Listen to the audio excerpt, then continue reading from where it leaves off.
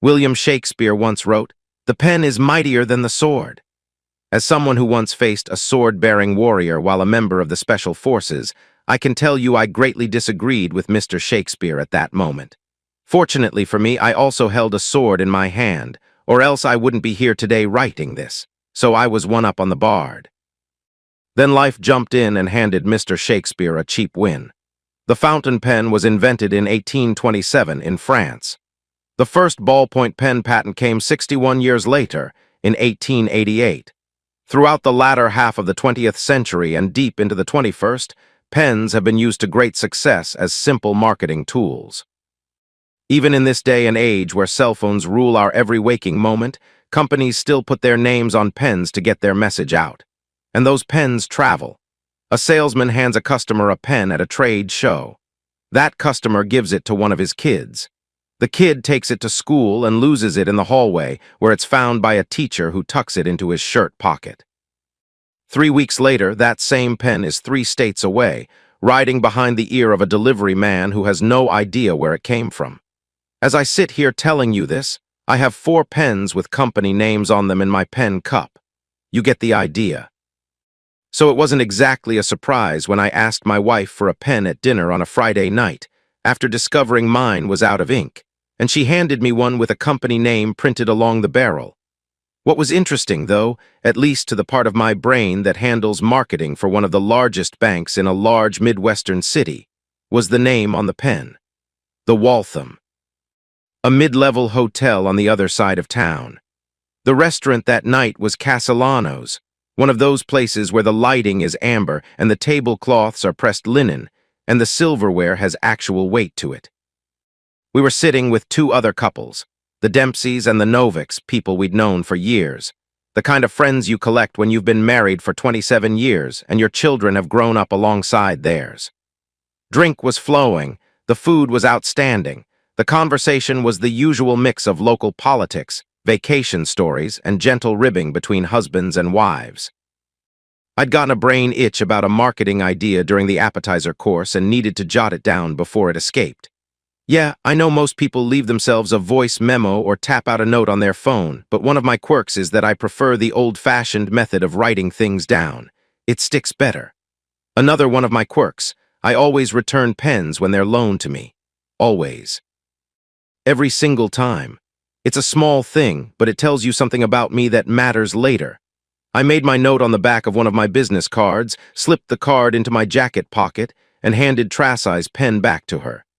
She took it without a glance and dropped it back into her purse, already laughing at something Greg Dempsey was saying about his golf game.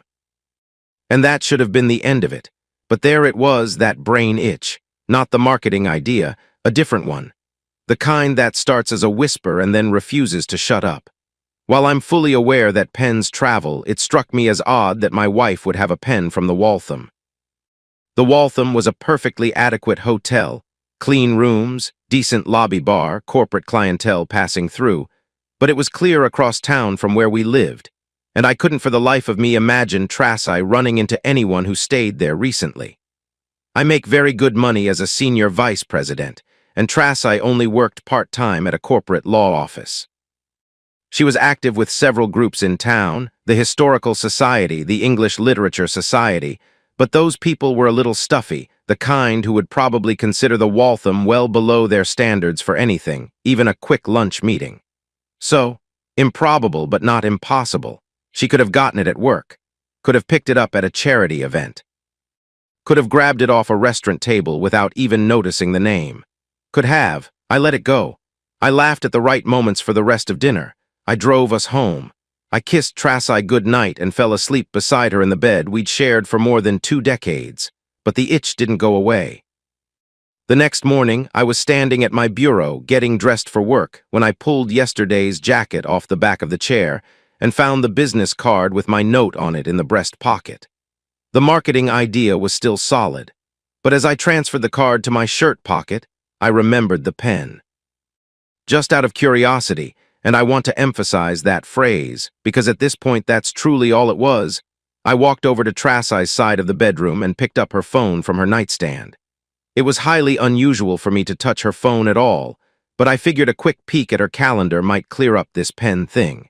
Maybe she had a luncheon at the Waltham last week. Maybe the Historical Society held some event nearby, something simple that would scratch the itch and let me get on with my day. Trasai was still asleep. She'd be out for another hour at least. No sense waking her to ask what I thought was a simple question. I pressed the home button. The screen asked me for a passcode. I stared at it. Tried again. Same thing. A 6-digit lock screen that had never been there before. In 27 years of marriage, Trasai had never locked her phone. Not once. I'd used it on occasion to look up a restaurant number to check her calendar when planning a surprise, and it had always opened right up. No resistance. No barriers. This was new. My pulse kicked up a notch, but I kept my breathing steady. Old habits from another life. When something unexpected happens in the field, you don't panic. You adapt. I thought about the passwords she'd most likely use. Tried her birthday. Wrong. Tried mine. Wrong. Tried our anniversary. Wrong. Tried Lauren's birthday, our oldest daughter. Wrong. Tried our home address. Wrong. Each failed attempt cranked the tension in my chest a little tighter.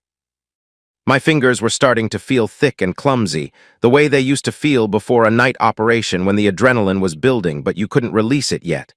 Then I punched in our younger daughter's social security number. The phone unlocked. I stood there for a moment, holding the device in my hand, listening to Trasai's slow, even breathing behind me. The morning light was coming through the blinds in thin horizontal lines, falling across the dresser, the carpet, my bare feet. Everything looked exactly the same as it had 5 minutes ago, but something had shifted. The lock on this phone was a wall that hadn't existed yesterday, and walls only go up when someone has something to hide. At this point, it was fuck her privacy. I was going to open anything that didn't look familiar to me. I didn't go to her calendar. That was the original plan. Just check the calendar, find a luncheon or an event at the Waltham, scratch the itch, put the phone back, go to work. Simple. Clean. Instead, I went to her messages. Something had taken over that was bigger than curiosity. The locked phone had changed the equation entirely. You don't put a lock on a door unless there's something behind it you don't want found. 27 years of marriage had taught me many things about Trasai, and one of them was that she was not a woman who valued digital privacy. She left her laptop open on the kitchen counter. She read her emails out loud at the breakfast table. She shared her Amazon password with all 3 of our kids. A woman like that doesn't suddenly lock her phone for no reason. I started scrolling through her message contacts. Most were familiar. Lauren, Josh, our younger daughter, Sarah, her mother, Linda. A few coworkers I recognized by name. The woman who ran the Historical Society, her hairdresser. The 6th contact down wasn't listed by name, just by initials. My thumb hovered over it for about 2 seconds. There's a moment, right before you open a door you know holds something terrible, where your brain offers you one last chance to turn around. I've experienced that moment in combat, in dark buildings, in places I'm not allowed to name, in situations where the thing on the other side of the door might literally kill you. This was worse. Because the thing on the other side of this door might kill everything I'd built, I opened the thread. About a dozen exchanges. Some of them were brief, logistics, times, confirmations. Others were longer, warmer. The kind of language that only an absolute idiot wouldn't recognize as the vocabulary of 2 people who were sleeping together.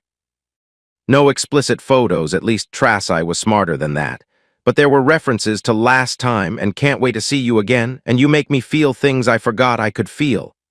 That last one was a knife between the ribs. The most recent message was from 2 days ago. It discussed a meeting this Thursday afternoon again at the Waltham. Specific time, 1 o'clock. Ah, shit. Fucking Shakespeare just tied the game at 1.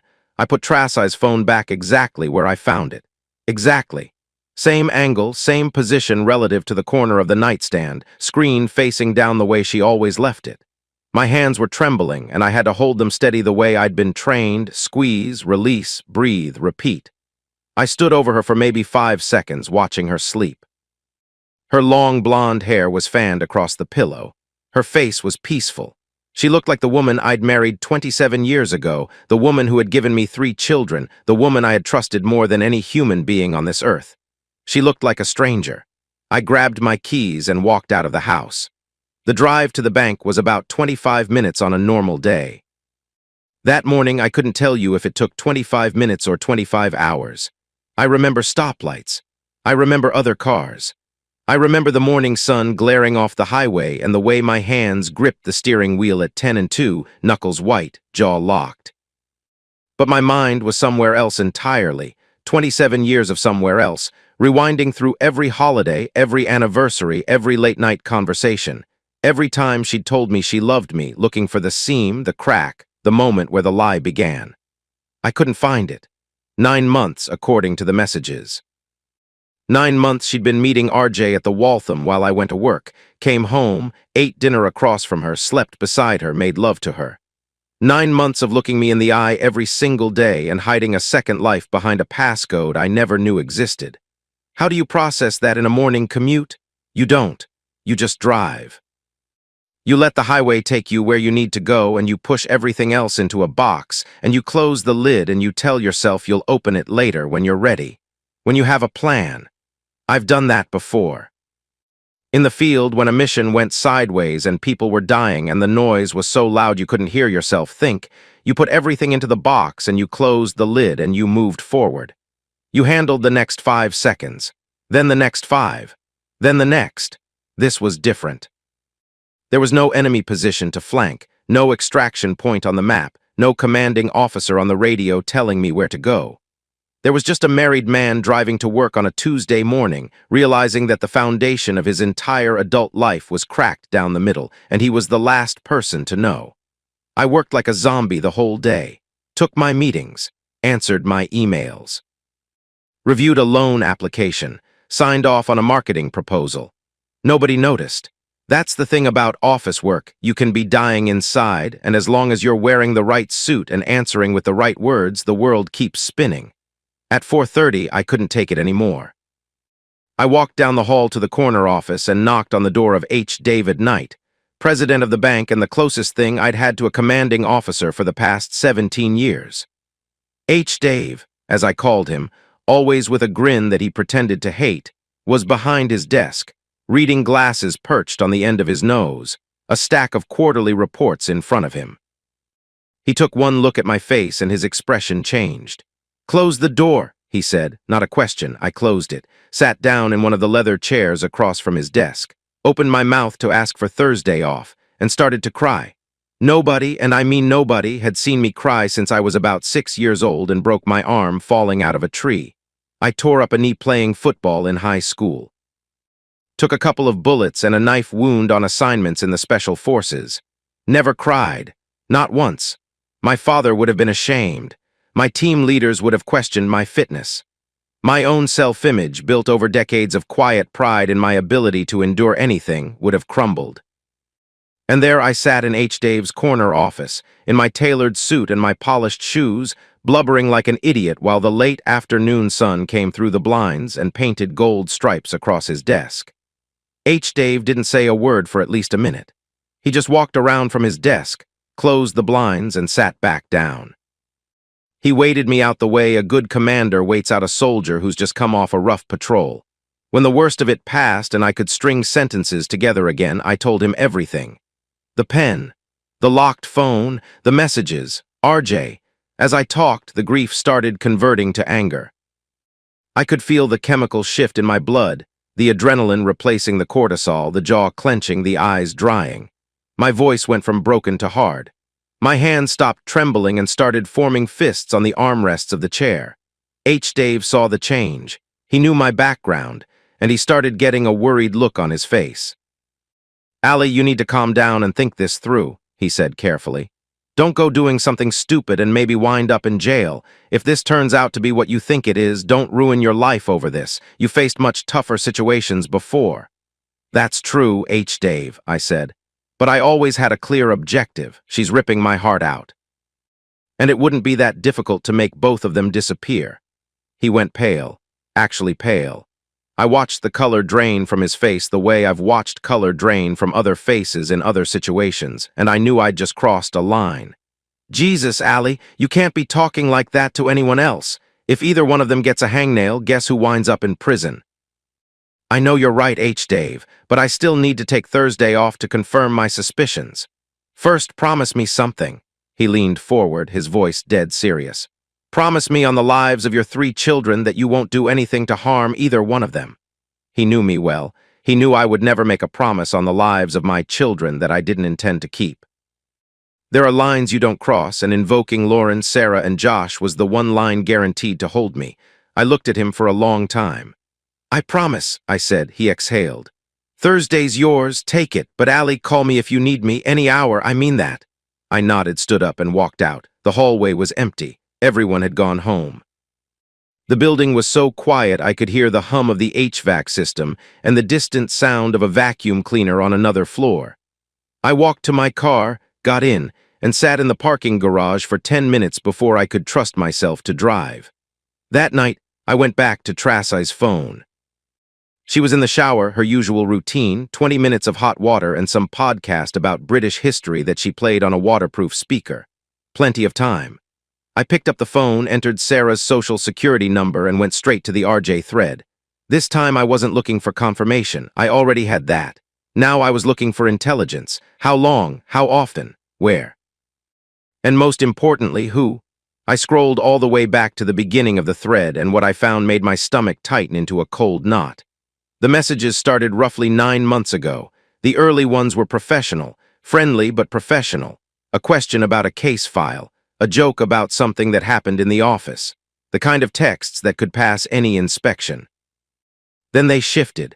Gradually, the way a river changes course, not all at once, but bend by bend until you realize it's flowing somewhere entirely new. The jokes got warmer. The responses came faster. There was an exchange about meeting for lunch at a place I didn't recognize, followed by a message that simply read, "That was wonderful. I haven't felt like this in a long time." And then the dam broke. The messages after that were unmistakable. I put the phone back and sat on the edge of the bed, listening to the muffled sound of Trasai's podcast through the bathroom door. Something about the War of the Roses. How fitting. My mind was working the way it used to work before an operation, cold, analytical, compartmentalized. I started scrolling backward through the last several months of our life together, examining every interaction, every evening, every weekend, looking for the telltale signs that every infidelity article and every betrayed spouse forum says you should have noticed. The late nights, the new clothes, the sudden interest in the gym, the emotional distance. I found nothing. No new clothes. No extra gym sessions.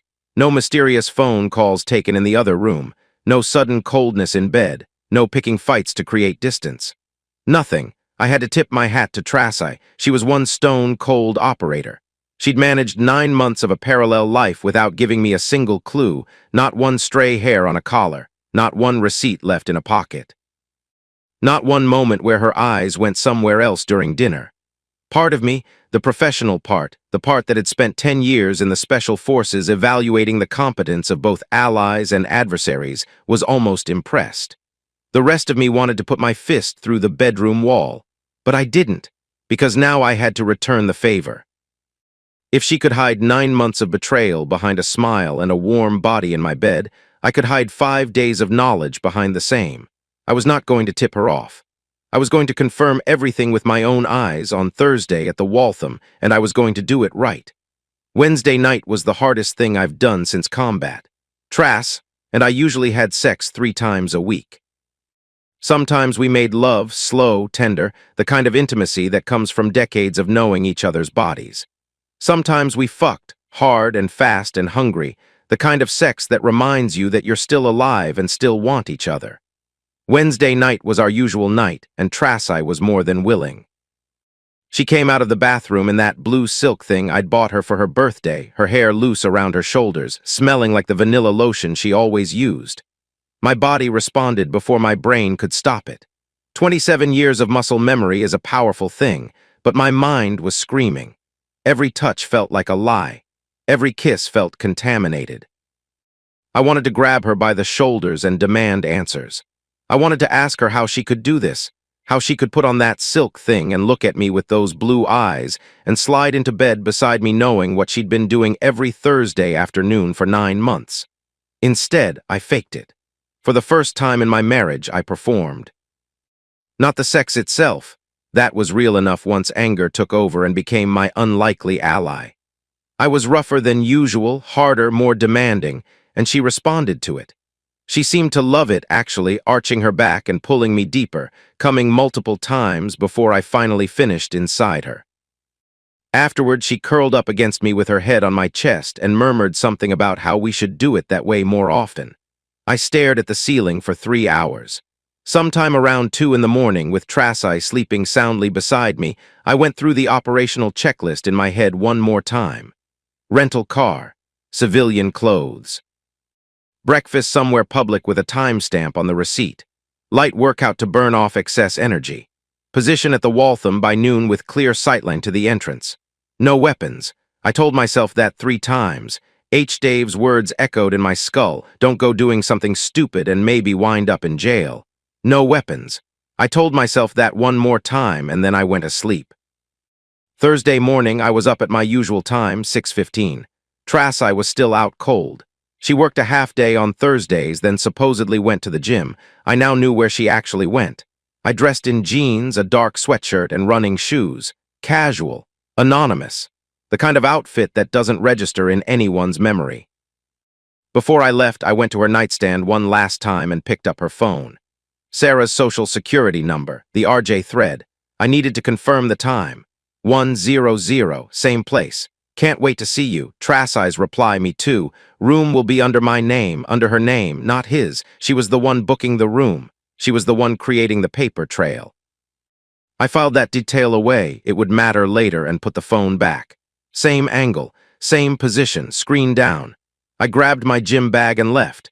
The IHOP on Clarkson Avenue was half empty at 7 in the morning. I took a booth by the window, ordered the big breakfast, eggs, bacon, pancakes, coffee, and ate slowly, methodically, like I was fueling up for a patrol. The waitress was a young woman named Darlene who called everyone hun and kept my coffee full without being asked. I left her a 20 on a $12 check and pocketed the receipt. Timestamp, 7:14 a.m. From there, I drove to a budget rental place on the south side and picked up a gray Nissan Altima. Nondescript. Forgettable. The kind of car that disappears in a parking lot. I left my truck there and headed to the gym. The workout was deliberate, enough to take the edge off, not enough to tire me out. 30 minutes on the heavy bag, some stretching. A few sets of pull-ups to keep my upper body loose. I showered, changed back into my jeans and sweatshirt and checked the time. 11:40. I drove the Altima across town to the Waltham and pulled into the parking lot at 12:15, choosing a spot in the far corner that gave me a clear view of the hotel entrance and the main drive. I cut the engine, leaned the seat back just enough to look casual, opened a newspaper I'd picked up at the gas station, and waited. The waiting was the worst part. It always is. In the field, we called it the long quiet, that stretch before an operation goes live when there's nothing to do but sit with your thoughts and try not to let them eat you alive. I'd spent hours in far worse positions than a rental car in a hotel parking lot. Mud, rain, freezing cold, enemy territory. But none of those waits had felt like this, because none of those waits involved watching to see if the woman I'd loved for 27 years was about to walk into a hotel to sleep with another man. At 12:50, Trasai's silver Lexus pulled into the lot. She was wearing the burgundy suit. I recognized it from across the parking lot, one of her work outfits, a tailored jacket with a matching skirt that hit just above her knees, white blouse underneath, low heels. Her hair was pulled back in the way she wore it to the office, professional and neat. She looked exactly like what she was supposed to be, a part-time legal assistant heading somewhere respectable after a half-day at the firm. She got out of the car, took a quick look around the lot, my heart rate spiked, but she was scanning for familiar cars, not gray Nissan Altimas, and walked inside with the confident stride of a woman who knew exactly where she was going because she'd been there before. I stayed in the car. My hands were on the steering wheel, though the engine was off. Old habit, something to grip. 5 minutes later, a black BMW 5 Series pulled in. Robert John Hall stepped out. I knew who he was instantly. I'd met him at the firm's holiday party last year, 32 years old, NYU law degree. Light brown hair kept short and styled, brown eyes, the kind of jaw that looks good in a courtroom. He was wearing a blue suit with no tie, the top button of his white shirt undone in that calculated way that's supposed to say, "I'm serious but not uptight." RJ, as everyone in Trassi's office called him, was the son-in-law of Mark Templeton, the Templeton in Templeton, Oates and Scribner, the law firm where Trassi worked. He joined the firm about 4 years ago, right around the time he married Templeton's daughter, Jasmine. Not only was Trassi cheating on me, she was sleeping with the boss's son-in-law. I sat with that for a moment, running the implications. Trassi wasn't just risking our marriage. She was risking her job, RJ's marriage, the reputation of the firm, and the relationship between a father and his daughter's husband. All of it, every tangled thread of it, for Thursday afternoons at a mid-level hotel. I thought about Jasmine. I'd met her a few times through the years at firm events. She was a small woman, about 5'2", maybe 110 pounds, with long dark hair and startling blue eyes that always seemed to be evaluating everything in the room. She was beautiful. Not in the same way Trassi was beautiful, but genuinely, strikingly attractive, with 3 young children at home and a husband who had apparently decided that wasn't enough. For the life of me, I couldn't understand it. But understanding wasn't my mission today. Confirmation was. I waited 30 minutes. It was tactical. I needed them deep enough into whatever they were doing that they wouldn't hear the door right away. I also needed the desk clerk to have relaxed since the last guest checked in. And I needed my own heart rate to come down to something resembling professional. At 1:20, I got out of the Altima, walked across the lot, and pushed through the front door of the Waltham. The lobby was exactly what you'd expect from a mid-range hotel, clean tile floors. A few upholstered chairs near a fake fireplace, the smell of commercial air freshener doing its best to cover carpet cleaner. A single desk clerk stood behind the reception counter, a young man in his 20s with a name tag that read Richard. He was scrolling through something on a computer and barely looked up when I approached. "Good afternoon," I said pleasantly. "I'm looking for Robert Hall's room. I believe he checked in about half an hour ago." Richard typed something, frowned, typed something else. "I'm sorry, sir, I don't have a guest by that name." Of course not. Trassi booked the room under her name. Because RJ was too smart or too cowardly to leave his own paper trail. "How about Trassi Sanford?" More typing, a small nod. "Yes, sir, we do have a guest by that name, room 314. Could I get a key to the room? I'm her husband." Richard's face did something complicated, a mixture of professional training colliding with the sudden awareness that he was standing in the middle of someone else's personal catastrophe. A bead of sweat appeared on his upper lip. I don't think I can do that, sir, without calling Mrs. Sanford first and confirming." I pulled out my wallet, extracted my driver's license, and laid it on the counter. "Alistair Sanford, same last name, same address." "That confirms my identity," I said. "Now I'd like the key.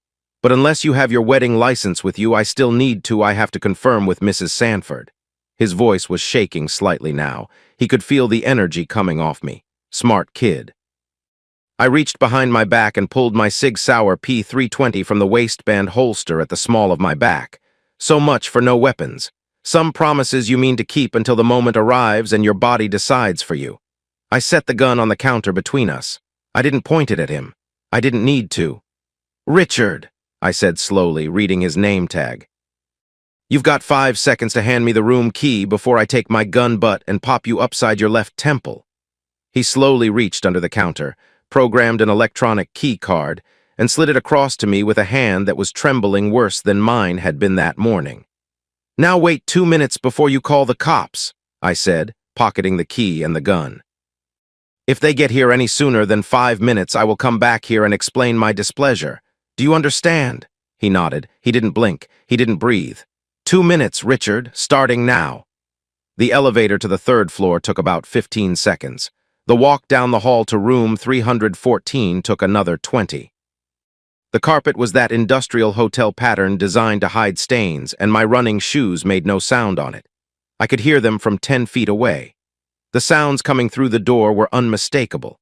The rhythmic thudding of a headboard against a wall. Grunting his, moaning hers. The wet slap of skin against skin that I would know in my sleep because I'd heard it 1,000 times. Only I was always the one making it. I stood outside that door for 30 seconds. 30 seconds is a long time when you're listening to another man fuck your wife. It's long enough to cycle through every emotion that exists: rage, grief, humiliation, a strange, detached numbness, and then rage again, hotter the second time. My fingers wrapped around the key card. My other hand rested on the butt of the cig in my waistband. I could feel my heartbeat in my teeth. 30 seconds. Then I slid the key card into the slot, watched the light turn green, and opened the door. RJ was on his knees in the center of the king-sized bed, facing away from the door.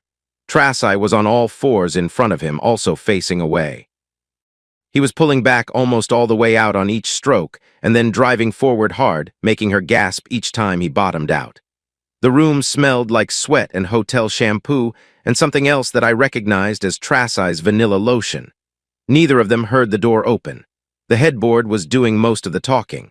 I pulled out my iPhone and took 4 photographs in quick succession. Evidence: the special forces part of my brain was still running the operation even while the husband part was dying. Then I put the phone away and pulled out the cig. "Pardon me," I said, in a voice just a touch louder than the noise they were making, "but I seem to have misplaced my wife." The effect was instantaneous. Both of them twisted their heads toward the door so fast I'm surprised neither one dislocated a vertebra. RJ froze mid-stroke, his eyes going wide, his mouth falling open. Trasai scrambled forward off of him and curled into a ball against the headboard, pulling the sheet up to her chin in a gesture so instinctively modest that it would have been funny if I hadn't been pointing a loaded weapon at the man she'd been screwing. I stood there in the doorway with the cig leveled at RJ's chest. I'm sure I was smirking. I couldn't help it. Some part of me, some cold and broken part, found the whole scene almost cinematic. "Oh, look," I continued. "There she is at the end of your dick." RJ raised both hands slowly, palms out. His eyes were locked on the gun. Below his waist, his anatomy was engaged in a rapid and undignified retreat. "It's not what it looks like, Allie," he managed. I tilted my head. "Really, RJ?" I expected so much more from an attorney. Aren't you guys supposed to be good under pressure? This is exactly what it looks like. You're fucking my wife, at least you were until I interrupted. The way you've been doing for the last 9 months.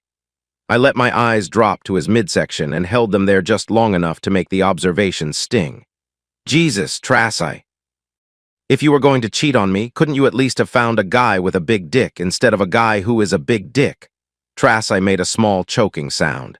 She was staring at me with an expression I'd never seen on her face before, pure, uncut terror. She knew what I'd done for a living. She knew what I was trained to do. And right now, standing in the doorway of room 314 with a 9mm Sig Sauer in my right hand and 27 years of betrayal in my chest, I was the most dangerous thing in her world. I looked at RJ. "Stand up." He slid off the bed and stood facing me, hands raised to chest level, palms still out. He was shaking. His nose was about 18 inches from mine. I transferred the gun to my left hand, and in the blink of an eye, I lashed out with a straight right that caught him square on the bridge of the nose. I felt the cartilage collapse under my knuckles. I felt the spray of blood across my fist. I heard the crack that sounded like a tree branch snapping in winter. His head snapped back, his eyes rolled, and he fell backward onto the bed like a puppet whose strings had been cut. Out cold. 1 punch, that's all I gave him. 1 punch was all I promised myself, and 1 punch was all Dave's voice in the back of my head would allow. But it was a hell of a punch. Sirens, distant but closing fast. Richard had made his call. I looked at Trasai, who was pressed against the headboard with her knees drawn up to her chest, tears cutting through whatever makeup had survived the afternoon. She looked like a frightened little girl. Part of me wanted to say something devastating. Part of me wanted to say something kind. What came out was operational. "You need to be gone from the house when I get out of jail tomorrow. I'll get my stuff out and you can come back and live there until we sell it in the divorce. I've already split our financials down the middle and taken my name off everything we own jointly, including the credit cards.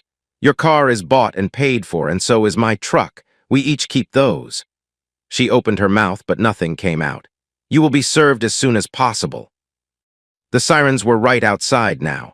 Red and blue light pulsed through the window, painting the room in alternating flashes that made everything look like a crime scene, which I supposed it was. "Got to run," I said. "See you around." I walked out of the room, rode the elevator down, crossed the lobby where Richard was standing behind the counter looking like he might need a change of pants, and pushed through the front doors into the daylight and the noise and the flashing lights of 4 police cruisers. 4 young cops had their weapons drawn and pointed at me. I could see the fear in their eyes. Nervous hands on service pistols, adrenaline making their fingers tight on triggers they weren't ready to pull. I stopped, raised both hands slowly, palms out, the cig dangling harmlessly from my left index finger by the trigger guard. "The weapon is not loaded," I said calmly. "I am not resisting. I am going to set it on the ground now." I lowered myself carefully, placed the cig on the pavement, and stood back up with my hands still raised. "My name is Alistair Sanford. I'm a vice president at First National Bank. I just punched a man who was having sex with my wife. That's it. That's the whole story." They cuffed me. They read me my rights. They put me in the back of a cruiser.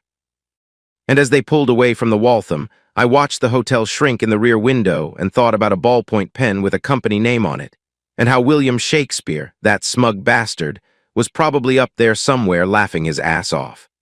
The mattress in the holding cell at the county lockup was about 2 inches thick and smelled like industrial bleach and regret. I'd slept on worse. There was a stretch in eastern Afghanistan where my team spent 11 nights on frozen ground with nothing between us and the rocks but a poncho liner. So a county jail cot with an actual pillow, flat as it was technically qualified as an upgrade. But Afghanistan never made me feel like this.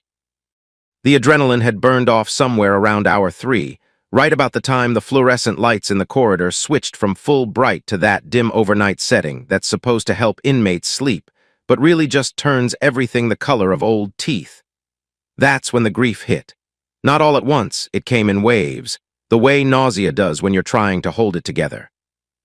One minute I'd be staring at the ceiling counting cinder blocks, and the next I'd be remembering the sound of Trasai's laugh at Lauren's 5th birthday party, or the way she'd press her cold feet against my calves in bed during winter, or the look on her face when she held Josh for the first time and whispered, "We made a boy, Allie. A whole entire boy." 27 years. I kept coming back to that number. 27 years of building something real and 9 months of tearing it apart. The math was obscene. 324 months of fidelity on my side, weighed against 9 on hers that she apparently decided didn't count because, what? Because she still came home to me. Because she made sure to shower before I touched her. I called H-Dave around 8 that evening once the booking process was done and I'd been given my one phone call. "Well," he said after a long pause, "I can probably smooth this over with the board much easier than if you had shot the bastard. Always looking at the bright side, H-Dave. That's what bank presidents do. I'll have you out first thing in the morning." "Actually," I said, "let me stay the night." Silence on his end. Then, "You serious?" "Trasai needs time to clear out of the house. I told her to be gone by the time I got home. If I get bylaid out tonight and show up while she's still packing boxes, nothing good happens. I need her gone first." Another pause. "That's probably the smartest thing you've said all day, which is a low bar considering you threatened a hotel clerk with a firearm." He was being unreasonable. "Good night, Allie. Try not to assault any of your cellmates." I hung up and went back to counting cinder blocks. H-Dave was at the front desk at 7:15 the next morning with a check for my bail. The battery charge against me was straightforward. I'd admitted to it. There were witnesses, and RJ's broken nose was well documented. But H-Dave had already been working the phones. "I've got a few things in motion," he said as we walked to his car. "But first, let's get you settled." Settled, that word used to mean something. It used to mean the 4-bedroom colonial on Maple Ridge Drive with the wraparound porch and the backyard where my kids learned to throw a football. Now it meant a storage unit on Route 9 and whatever motel had a weekly rate I could stomach. I spent the morning moving. Not everything, just the things that mattered. My clothes, my files. A box of photographs I wasn't ready to look at but couldn't leave behind. My father's watch, my service medals, the kids' baby books because I didn't trust Trasai not to use them as leverage later. The motel I found was called the Briarwood, which was generous branding for a 2-story concrete block with exterior corridors and a vending machine that ate quarters. The room was clean enough. A bed, a desk, a TV bolted to the wall, a bathroom with a shower stall barely wide enough for my shoulders. I set my duffel on the bed and stood there for a minute, listening to the ice machine rumble through the wall. This was my life now. A vice president of a major bank, standing in a motel room that cost less per night than what I used to spend on a bottle of wine. I sat on the bed and called the kids. Lauren first, then Sarah. Both conversations were brutal. Lauren cried. Sarah got angry, not at me, thankfully, but at the situation. I told them the basic facts without editorializing. Their mother had an affair. I caught her. We were getting divorced. I would answer their questions when I could, but I wasn't going to trash-talk Tracy to her own children, no matter how much I wanted to. Josh was harder to reach. He was between classes at Michigan State, but when I finally got him that evening, he was quiet for a long time. How long? He asked. About 9 months as far as I can tell. Who is he? A lawyer at Mom's firm, younger guy. More silence, then, are you okay, Dad? That one nearly got me. I will be, son, I will be. The fortuitous phone call came 2 days later on a Sunday afternoon. Dave's voice had that particular tone he used when he was about to deliver news that was either very good or very complicated, and he wanted me sitting down before he got to the punchline. You know Mark Templeton? He asked. The Templeton, as in Templeton, Oates and Scribner, the firm where Tracy works?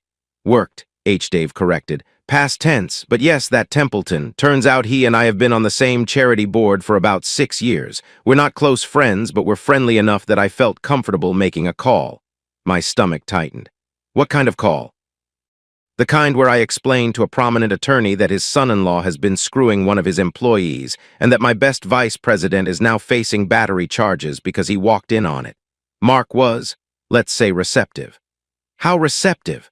He wants to handle both your cases. The battery charge and the divorce, pro bono on the battery, reasonable rate on the divorce.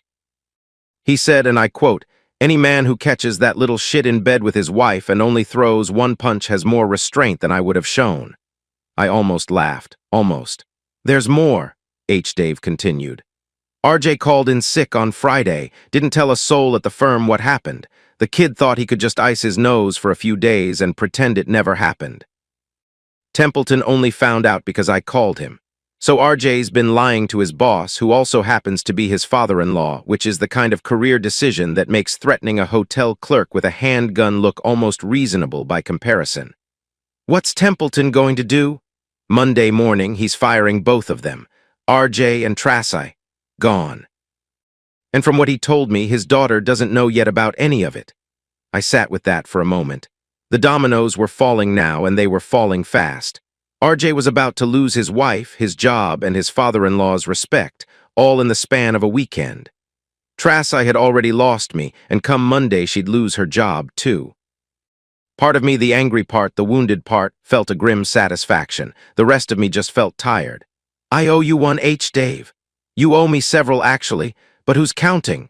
Sunday morning, my phone buzzed on the nightstand of my motel room at 7:45. Tracy's name on the screen. I stared at it through 3 full rings before picking up. Allie, can you come over so we can talk about our problem? Her voice was careful, measured. The voice she used when she was managing a situation, the same tone I'd heard her use with difficult clients at the firm, with contractors who were late on the kitchen renovation, with Lauren's high school principal when Lauren got caught skipping class. Tracy in problem-solving mode. As if what she'd done was a leaky faucet that just needed the right wrench. I didn't realize we had a problem, I said. I didn't break my marriage vows, only you have a problem. I hung up. It was one of the hardest things I'd ever done. Not because I wanted to hear what she had to say, I didn't, but because my thumb didn't want to press the button. 27 years of partnership had wired a reflex into me that resisted cutting her off mid-sentence. You don't hang up on your wife. You don't walk away from the person who held your hand in the delivery room 3 times, who sat beside your hospital bed when you came home from your last deployment with shrapnel in your thigh, who slow danced with you in the kitchen on your 20th anniversary when the kids were all out of the house, and it was just the 2 of you and a bottle of Bordeaux. You don't hang up on that person. Except when that person has been sleeping with someone else for 9 months. My thumb found the button. 2 minutes later, she called back. This time she was crying before I even said hello. Okay, she choked out. I have a problem, but can't we talk about this like reasonable people? I screwed up, but I still love you and I don't want to get a divorce. Maybe you should have thought about that months ago. I was sitting on the edge of the motel bed. The morning light came through the thin curtains and lit up a stain on the carpet that I'd been trying not to think about. Maybe we could have fixed things before you decided to make RJ a regular thing. What did I do to deserve that? Silence. Not 2 seconds. Not 5. More like 10, which on the phone feels like 10 minutes. You didn't do a thing, Allie, she finally said, her voice breaking on each word. It's all on me. Then help me understand, because I've been going over this in my head for a week and I can't find the answer. Was I not enough? Did I miss something? Was there a conversation we should have had that I blew off? No, God, no. You are a wonderful husband. That's what makes this so terrible. Then why? Another silence. I could hear her breathing, ragged and wet. He gave me attention, she said quietly. At first it was just innocent flirting around the office. A compliment here, a look there. I knew it was wrong. I'm 50 years old, Allie. I'm not some naive girl who doesn't know what flirting leads to. But it felt, I don't know, it felt like being noticed again. Not by my husband, who notices me every day, but by someone new, someone young and handsome who had no reason to look at me twice, but did. She stopped. I didn't fill the silence. Then there were some lunches, just lunches, and some touching, a hand on my back, standing a little too close. I told myself it was harmless. Then one day after lunch, he asked if I wanted to see a hotel room he'd booked for an out-of-town client who canceled, and I knew exactly what he was really asking, and I went. And you kept going. I kept going. Her voice was barely above a whisper now. I felt guilty at first, horribly guilty, but then I rationalized it. I told myself that if I gave you all the sex you wanted, I wasn't taking anything away from you, especially if you never found out. I never denied you, Allie, not once. And I never gave you. I was always clean, I made sure. My jaw was so tight I could feel my teeth grinding. You want credit for being hygienic about it. That's not what you're telling me is that you ran a cost-benefit analysis on cheating and decided the numbers worked, as long as I was too stupid to notice. It wasn't like that. It was exactly like that. You weighed the risk, you managed the logistics, and you performed for me 3 nights a week while spending your Thursdays in a hotel room. That's not a mistake, Tracy. That's a 9-month operation. She was sobbing now, full, ugly sobbing, the kind that makes it hard to form words. It truly was just sex, she managed between gasps. There was no emotional attachment. We were just 2 people who enjoyed each other. I suppose it was exciting because it was illicit, because it was the first time in almost 30 years that I had someone new. But we never shared the intimacy that you and I share. Shared, I said, cutting her off. Past tense, you forfeited that intimacy when I found out you were cheating. You gave up us when you added him. Don't be like this, Allie, please. We can work on this. We can be us again. I'll go to counseling. We can both go to counseling. What the hell do I need counseling for? I didn't cheat. You mean I need counseling so I can learn to live with what you've done? So I can learn to close my eyes at night without seeing you on your hands and knees with another man behind you? I heard her flinch. Or maybe I felt it through the phone, a sharp intake of breath, a tiny strangled sound, the verbal equivalent of being slapped. I stood up, grabbed my keys off the nightstand. I'm done talking, Tracy. Allie, wait. I said I'm done. I hung up again, and this time my thumb didn't hesitate. Monday came like a guillotine. Templeton fired both of them before 10 in the morning, Tracy first, then RJ. I heard the details later from H-Dave, who'd gotten them from Templeton over the phone. Tracy's firing was brief and clinical. Templeton called her into his office, told her that he was aware of her relationship with RJ, and informed her that her employment was terminated effective immediately. She apparently didn't argue, just nodded, collected her things from her desk, and walked out the front door. One of the paralegals told Templeton she was crying in the parking lot for 20 minutes before she drove away. RJ's firing was louder. According to Templeton, the kid actually tried to talk his way out of it, started with denial, pivoted to minimizing, and when neither of those worked, attempted to invoke his relationship with Jasmine as a shield. That was the wrong play. Templeton reportedly stood up from behind his desk and said, "You're invoking my daughter. You cheated on my daughter, you cheated in my firm, and now you're invoking my daughter?" RJ was escorted out by building security. And then there was Jasmine. Templeton told H-Dave he hadn't broken the news to her yet. He wanted to do it in person, at her house, with her children somewhere else. He was dreading it. This wasn't just a professional crisis for him. This was his little girl's life falling apart, and the man who'd shattered it was someone Templeton had welcomed into his family, his firm, and his trust. I knew how that felt. The ripple effect spread through the week like cracks in glass. The legal community in a city this size is a small world, and word travels. By Wednesday, I was getting texts from people I hadn't talked to in months, some offering sympathy, some fishing for details, a few from couples we'd been friends with who seemed to be choosing sides. I ignored most of them. Dave checked in daily. He was worried about me and wasn't shy about saying it. "You eating?" he asked on Wednesday evening. "Enough. You sleeping?" "Some." "You thinking about doing anything stupid?" "Not today." "Good, let's keep that streak going." About a month later, I was sitting in my office reviewing a commercial loan application when my desk phone rang. Internal line, the front receptionist. "Mr. Sanford, there are 2 police officers in the lobby asking to see you." My stomach dropped, but my voice stayed level. "Tell them I'll be right down." I didn't go to the lobby. I went to Dave's office first. "Cops are here," I said from his doorway. "For me." He closed his laptop. "What did you do?" "Nothing, that's what worries me." We walked down together. 2 plainclothes detectives were standing near the reception desk with their badges visible. A short woman with a tight ponytail and a tall guy who looked like he'd played linebacker about 30 pounds ago. They introduced themselves as Detectives Morales and Huff.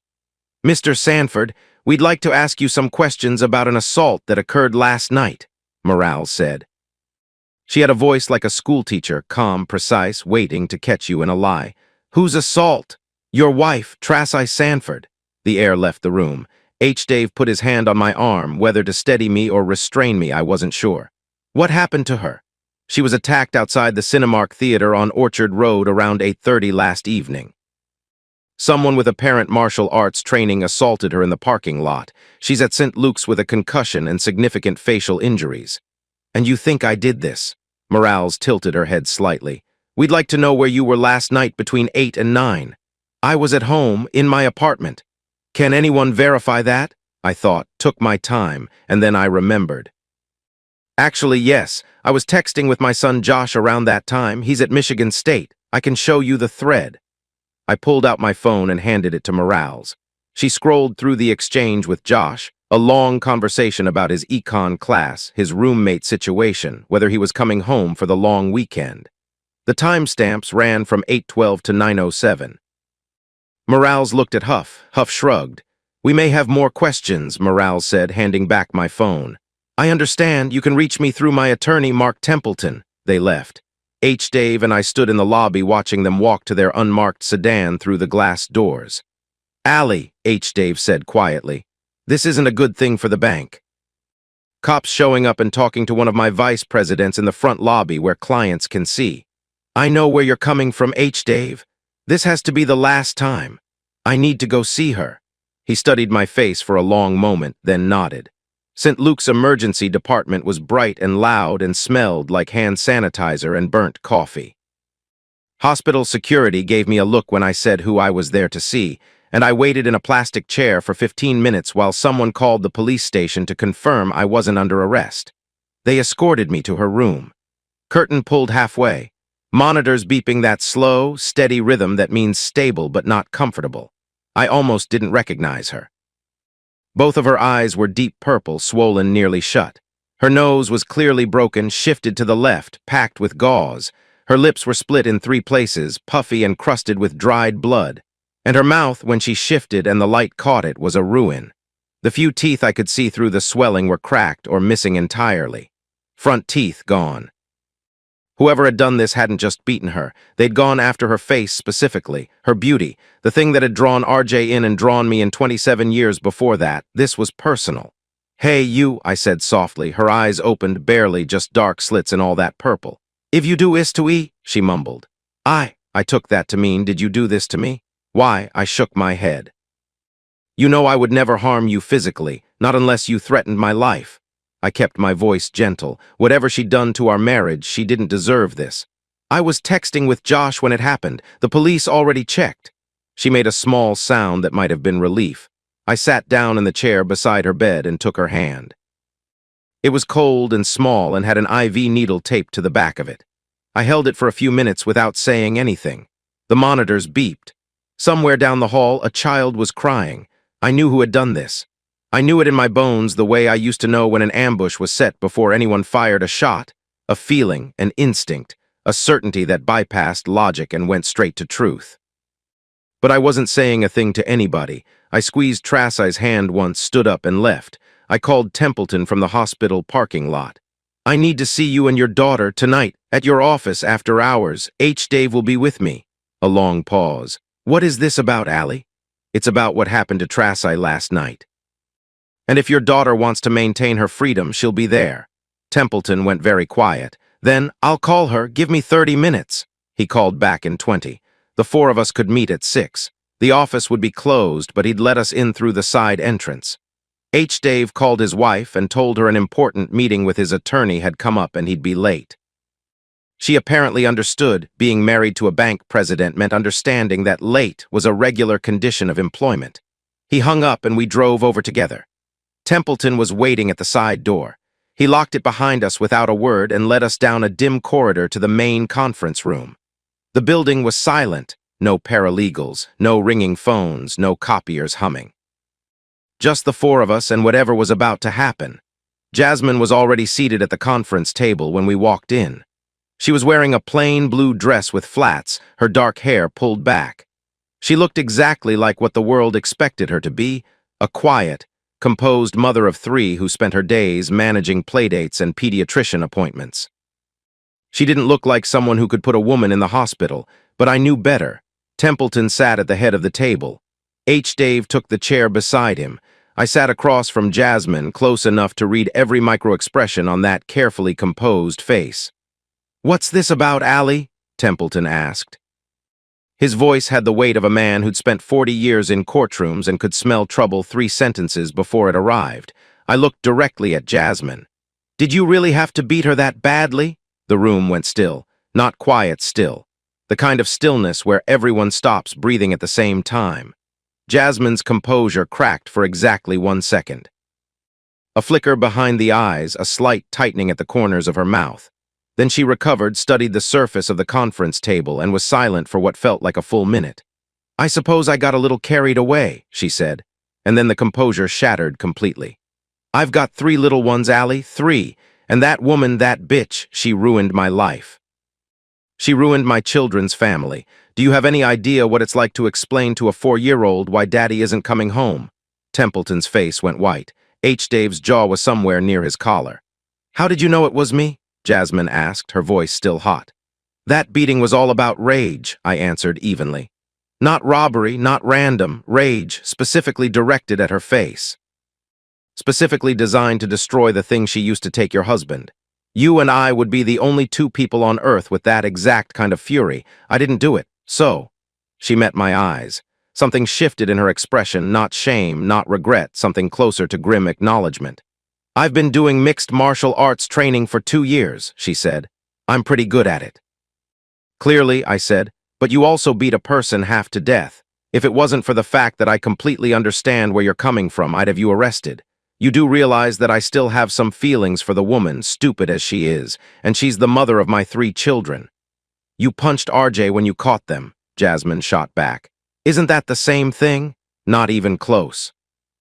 "I caught them in the act and responded with 1 punch. You didn't catch them in the act and you threw a hell of a lot more than 1 punch. Your father can tell you there's a big difference when there's premeditation and intent."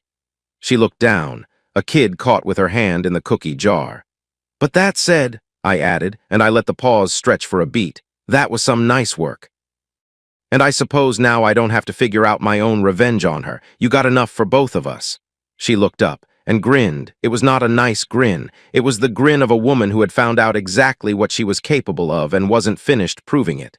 Templeton and Dave still looked like they'd been hit by a bus. "Can I ask you for one favor?" Jasmine said. I nodded. She turned to Dave. "Mr. Knight, could you please leave the room for a minute or 2? My father can stay since he's my attorney." Templeton held up his hand. "Actually, sweetie, as an officer of the court, I'm technically supposed to report any potential wrongdoing, so maybe it's best I go with Dave into my office for a few minutes." The two men exchanged a look, the kind of look shared by fathers and friends who realize they are now standing at the edge of something they absolutely do not want to be witnesses to. They left. The door clicked shut. Jasmine leaned across the table. "I'm not done," she whispered. "I figured. I'm paying someone to settle things with RJ properly. And I'm telling you so you can have an airtight alibi because we both know the police are going to come for you first. You're the ex-Special Forces husband. You're the obvious suspect. So I'm a decoy. Sort of." She tilted her head, and for just a second I saw her father in her, that razor-sharp calculation behind calm eyes. "If you, Mr. Knight, and my father are all out somewhere public together that night, somewhere loud with witnesses, it solves two problems. You're clear. And the police chasing you gives my people time to get clear too." I sat back in my chair and studied this woman. 5'2", 110 pounds, mother of 3, mixed martial arts fighter, apparently a criminal mastermind. I had completely underestimated her.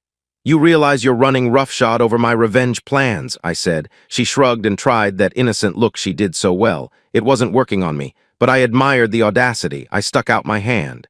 "Deal." She shook it, firm, decisive, the handshake of someone who had already planned every step of what came next. She stood, opened the door to the conference room, and called down the hall. "Okay, guys, we're done. Come on back." Templeton and H-Dave returned with the expressions of men who desperately wanted to ask questions and knew better than to try. Jasmine looked at both of them and smiled. It was a different smile now, warm, almost sweet. "I think Mr. Sanford has had enough heartbreak for a while," she announced. "So here's what's happening. You two and your wives are taking him out to dinner next Friday, a nice dinner, and then maybe a show or a concert or something, and you're going to do your best to get him thoroughly, memorably drunk." Templeton gave his daughter a look. She held up one hand, palm out. "He deserves a good night out with friends, Daddy, that's all." Templeton looked from his daughter to H-Dave. H-Dave looked at me. I kept my face blank. "Friday night it is, gentlemen," Templeton said. The restaurant Templeton chose was called Beckman's, white tablecloths, candlelight, a wine list as thick as a legal brief. His wife, Catherine, was a gracious woman in her early 60s, who made it her personal mission to keep my glass full and the conversation light. H-Dave's wife, Lorraine, was funnier than her husband and twice as sharp, and she spent most of the appetizer course telling a story about H-Dave accidentally backing his car into a fire hydrant that had the entire table in tears. For a few hours, I almost forgot why we were there. Almost. The dinner was excellent. The wine was better. By the time dessert arrived, I'd lost count of how many glasses I'd had, which was rare for me. I'm a sipper, not a guzzler, a man who critiques his drinks, not drowns in them. But Templeton kept ordering bottles, and Catherine kept filling my glass, and Lorraine kept making me laugh, and at some point I stopped keeping track because the warmth felt good. It felt human. It was the first time in over a month that I'd sat at a table with people who weren't lawyers or police officers or my own children trying not to cry. After dinner, Lorraine suggested a small concert venue called the Blue Room, about 3 blocks from the restaurant. A singer she followed on social media was performing, young woman, great voice, did classic duets with audience members. "It'll be fun," she promised. "And this man needs fun." She wasn't wrong. The Blue Room was intimate, maybe 80 seats, a small stage, good acoustics. The singer was a 20-something named Gemma Amazing, which I initially assumed was a stage name but turned out to be on her actual birth certificate. Her parents were either prophetic or insane, because the name fit. The woman could sing. She was 3 songs into her set when she started scanning the audience for a duet partner. Her eyes found me, or more accurately, found the only guy in the room who was clearly being pushed forward by 2 women and a bank president who were all gesturing enthusiastically in my direction. "You, sir," Gemma said into the mic, pointing at me. "The one being voluntold by his entire table. Come on up." The wine made me brave, or stupid. The line between those two is measured in glasses, and I'd had plenty. I climbed onto the stage to moderate applause and a whoop from Lorraine that could have shattered crystal. "Do you know up where we belong?" Gemma asked me quietly as she adjusted a second mic stand. "Joe Cocker and Jennifer Warnes, an officer and a gentleman, 1982, I replied. "I was in the military." "It's practically our national anthem," she laughed. "All right, officer, let's see what you've got." What I had, it turned out, was a halfway decent baritone that could handle Joe Cocker's raspy, soulful delivery if I didn't think about it too hard. The wine helped with the not thinking part. Gemma carried the melody. I did my best gravel-voiced impression, and somewhere in the second chorus I forgot about the audience entirely and just sang. Lorraine had my phone out before the first verse ended. She recorded the whole thing, 2 minutes and 47 seconds of me on stage under a blue spotlight, singing a love song with a woman half my age while my best friend and my lawyer clapped along in the front row. The time stamp on the video read 9:54 p.m. The applause was genuine. Gemma hugged me on stage and told me I had a future in karaoke, which I chose to take as a compliment. I went back to my table, finished another glass of wine, and let the evening carry me the rest of the way into a pleasant, buzzing fog. I didn't think about what was happening across town. Not once. I didn't need to think about it. Jasmine had that covered. Saturday morning came in two forms, the pounding in my head and the pounding on my door. I lay there for a few seconds trying to figure out which one to address first, and then the pounding on the door got louder and more insistent, and was accompanied by the unmistakable crackle of a police radio. I rolled out of bed, threw on my robe, and staggered to the front door of my apartment. Through the peephole, 2 squad cars in the parking lot, light bars flashing, 4 uniformed officers on my doorstep. I opened the door and squinted against the morning sun. "Can somebody turn off those flashing lights?" I said, pressing both hands against my temples. "Please, I am begging you." Nobody turned off the lights. They came in 2 officers in my living room, 2 posted outside, and asked me where I was last night. "Dinner at Beckman's with friends," I said, moving toward the kitchen. "Then a concert at the Blue Room, then home, alone, badly hungover." "What time were you at the concert?" "9-ish until about 11, hold on." I shuffled to the bedroom, found my phone on the nightstand, and pulled up the video. I hit play and held it out so all of them could see and hear me belting out Joe Cocker on a small stage under blue lights. The time stamp was right there in the corner. 9:54 p.m. The officers watched the whole clip. One of them, his name tag said BARTROM, a sergeant, stocky, mid-40s, the kind of face that had seen plenty of Saturday morning interviews, almost cracked a smile. "You weren't bad," he said. "Thank you. Can I make some coffee? I'm going to die without coffee." I set about brewing a pot while they stood in my kitchen looking at each other with the slightly deflated posture of detectives whose prime suspect had just produced a time-stamped alibi featuring a bank president and a senior partner at a law firm. "So," I said, pouring water into the machine, "what happened last night that made you think of me?" Bartram took his phone out of his pocket, pulled up a photograph, and held it in front of me. "Do you recognize this individual?" RJ's face, photographed from what appeared to be a hospital bed. Pale, eyes closed, a tube in his nose. "Of course I know who that is," I said. "That's the individual who was sleeping with my wife and who I consequently introduced to my right fist about a month ago. Has something happened to him, and you somehow think that I, a man who was on stage in front of 80 witnesses at the relevant time, had something to do with it?" I was pouring it on. I knew I was pouring it on. But the wine from last night and the headache and the sheer absurdity of the situation had loosened something in me, and I found that I was enjoying this. Every second they spent standing in my kitchen was a second they weren't spending looking in the right direction. "So did he fall down and go boom?" I asked. "Or did his car conveniently stall on the railroad tracks? Please tell me he's still alive. I would hate to miss the sentencing at my divorce hearing because I was attending his funeral." The cops looked at each other. Bartram appeared to be choosing his words carefully.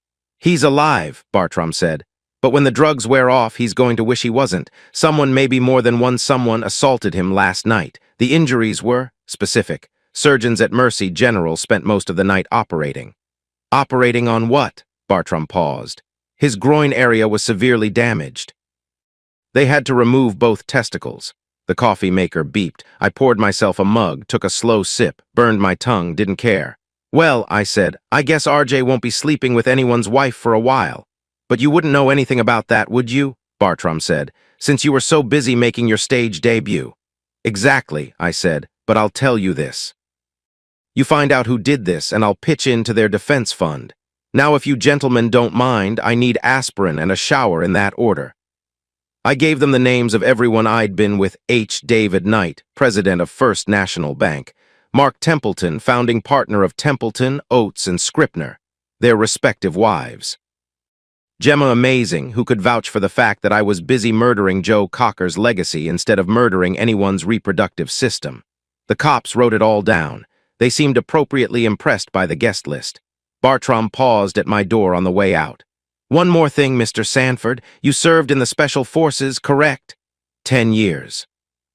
"And you wouldn't happen to know anyone who might have the skills and motivation to carry out an attack like this?" I took another sip of coffee and looked him dead in the eye.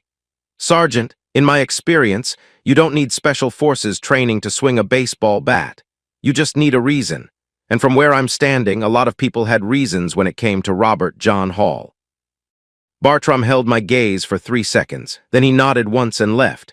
I closed the door, leaned against it, and drank my coffee in silence while the squad cars pulled out of the parking lot and the flashing lights finally, mercifully, went dark. The Shakespeare scoreboard flickered in my mind. Advantage. Sanford. Divorce, I discovered, is not an event. It's a season. A long, grinding, soul-flattening season where two people who once promised each other forever sit in separate chairs in a lawyer's conference room and argue about who gets the KitchenAid mixer. Ours was a cobalt blue professional 600 series. Tracy wanted it. I let her have it. I never baked anyway. What I didn't let her have was the illusion that we were fixable. The proceedings stretched across almost a year, which Templeton told me was actually fast by contested divorce standards. Tracy fought it at every turn. She hired an attorney named Victoria Spelling, a compact, sharp-eyed woman from a firm across town who specialized in marital preservation, which sounded to me like a fancy way of saying she got paid by the hour to delay the inevitable. The first hearing was in late October, about 4 months after the Waltham. Tracy showed up in a navy dress that I'd bought her for our 25th anniversary. I noticed. She meant me to notice. She sat across the aisle with Spelling on one side and a stack of papers on the other, and she looked at me with those blue eyes the way she used to look at me when she wanted something soft, open, vulnerable. It didn't work anymore. Spelling's opening play was counseling. Mandatory couples counseling as a prerequisite to any dissolution proceedings, she argued. The marriage had been strong for 27 years. One transgression, she actually used the word transgression, as if Tracy had accidentally knocked over a vase instead of spending 9 months in a hotel bed, shouldn't end what was otherwise a healthy, loving partnership. The judge, a gray-haired woman named Adler who looked like she'd heard every possible version of this story, turned to me and asked if I was willing to participate in counseling. I stood up. Templeton put his hand on my arm, which I think was less about legal protocol and more about making sure I didn't say anything that would land me back in jail. "Your Honor," I said, keeping my voice as level as I could manage, "I considered 9 months of cheating more than just a bad decision on my wife's part, more than a transgression. This was a sustained, deliberate deception that required planning, logistics, and the daily choice to lie to my face. Every single day for 9 months, she chose him over our marriage." I paused. The courtroom was very quiet. I would prefer to sit in jail rather than be with someone who could throw my love away because she was flattered by the attention of a handsome, younger man. And I certainly don't need counseling to learn how to live with what she did. "With respect, Your Honor, the only person in this room who needs counseling is the person who thought 9 months of betrayal could be solved with a therapist and an apology." Judge Adler looked at me for about 5 seconds. Then she looked at Spelling. Then she looked at Tracy, who was staring at the table. "Motion for mandatory counseling is denied," she said. "We'll proceed with the dissolution." Spelling tried twice more over the following months. Different angles, different arguments, same answer. Adler wasn't having it. The asset division was the easy part, only because I'd done most of it before the ink was dry on my arrest report. Bank accounts split down the middle. Retirement funds divided per the formula Templeton's team calculated. The house went on the market in January and sold in March for slightly above asking, a small mercy in a season that offered very few. The hard parts were the things no legal document could divide cleanly. Holidays, the kids' birthdays. Lauren's baby shower in February. Our first grandchild was on the way, and Trasai and I sat at opposite ends of the room while our daughter tried to pretend everything was normal. Sarah flew in from Denver for the shower and spent most of the weekend shuttling between her mother's apartment and my apartment like a diplomat navigating a ceasefire. Josh handled it the most quietly and I think the most painfully. He came home from Michigan State for spring break and asked me to go fishing, something we hadn't done together since he was in high school. We drove an hour north to a lake neither of us had been to before, sat in a rented aluminum boat, and didn't catch a single thing. We barely spoke for the first 2 hours. The water was flat and gray, the sky was overcast, and the only sound was the occasional plunk of a lure hitting the surface. Finally, he said, "Are you ever going to forgive her?" I reeled in my line, cast again, watched the lure arc through the air and disappear into the gray. "I don't know, son, I honestly don't know. She asks me about you every time I talk to her, every time. She wants to know if you're eating, if you're sleeping, if you're seeing anyone. What do you tell her?" "I tell her to ask you herself." "Good man." We fished for another hour, didn't catch anything. Didn't need to. The divorce was final on a Tuesday in September. I signed the papers in Templeton's conference room, the same room where Jasmine had shaken my hand and asked me to be her decoy. I signed with a pen from the firm. Templeton, Oates, and Scribner engraved on the barrel, not the Waltham, small victory. I drove back to my apartment, sat on the couch, and stared at the wall for about 45 minutes. Then I got up, poured myself 2 fingers of bourbon, drank it slowly, and went to bed at 7:30 in the evening. I didn't date for at least a year after that. Not because I couldn't, not because opportunities didn't present themselves. I just didn't have the wiring for it yet. The idea of sitting across from a strange woman in a restaurant and making small talk about my life, a life that at this point included catching my wife with another man, punching that man unconscious, spending a night in jail, and enduring a year-long divorce, felt roughly as appealing as a root canal performed by a dental student. But nature and Dick Reed abhor a vacuum. Dick was a co-worker at the bank, commercial loans, late 40s, twice divorced, the kind of guy who thought tact was something you put in the bottom of a sailboat. He started showing up at my office door every couple of weeks with what he clearly considered pep talks. "Allie, my man." He dropped into my guest chair uninvited on a Friday afternoon about 2 months after the divorce was finalized. "You are wasting the prime of your twilight years sitting in this office." "I'm working, Dick. That thing you do between your first coffee and your third lunch." "I'm serious. There's a whole world of single women out there who would kill to land a guy like you. Good job, full head of hair, all your teeth. You're basically a unicorn in this age bracket." "A unicorn? A unicorn with a 401k. Do you know what the ratio of single women to single men is in the 50 to 55 demographic? I'll tell you, it's like 5 to 1, maybe 6. Those numbers are completely made up. The point stands. You could be drowning in female company right now, and instead you're in here reviewing loan applications on a Friday night." I looked at the clock. It was 4:45. "It's not night yet, Dick. It might be a little wrinkled," he pressed on, undeterred. "And you might have to invest in a truckload of lube, but there's mucho fine companionship to be had out there, my friend. Mucho. Please leave my office."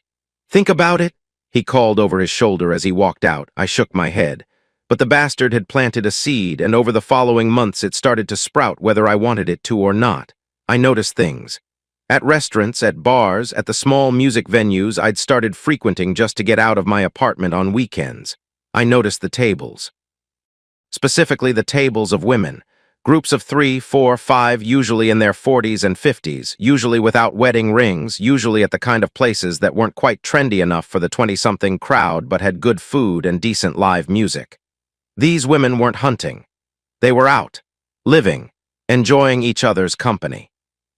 But every now and then one of them would glance across the room at a man sitting alone at the bar, a man like me, nursing a bourbon and pretending to watch the band, and there would be a flicker of something. Curiosity, assessment, the same look I'd seen on the faces of reconnaissance scouts evaluating terrain. I wasn't ready, but I was starting to notice. And noticing I was learning was the first step back. I first saw her at Giorgio's.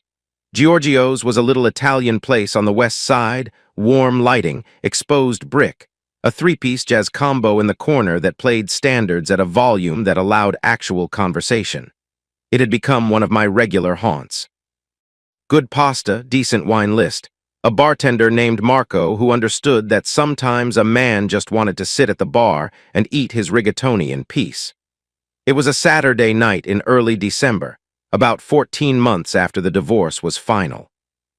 I was perched on my usual stool with a plate of carbonara and a glass of Sangiovese when I noticed the table of women near the window, 5 of them, mid-40s to mid-50s, well-dressed, laughing loud enough to suggest they were on their 3rd bottle of something.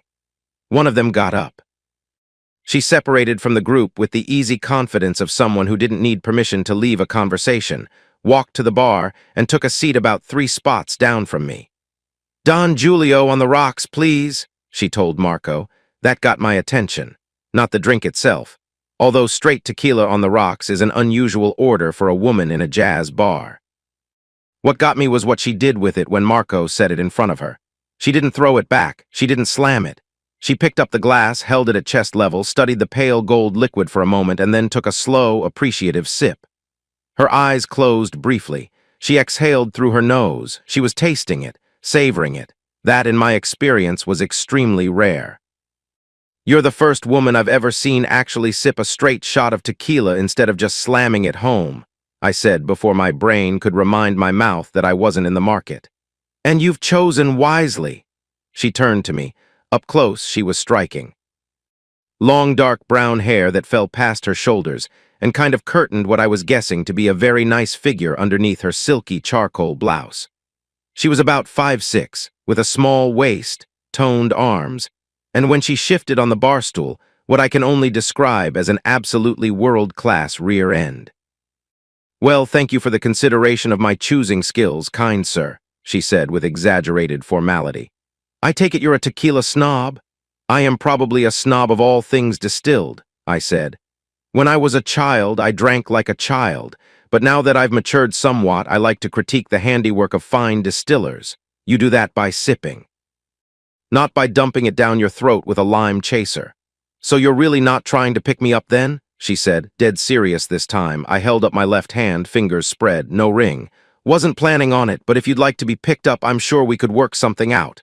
"I'm Amy," she said, extending her hand. "Amy Umbarger. Alistair Sanford.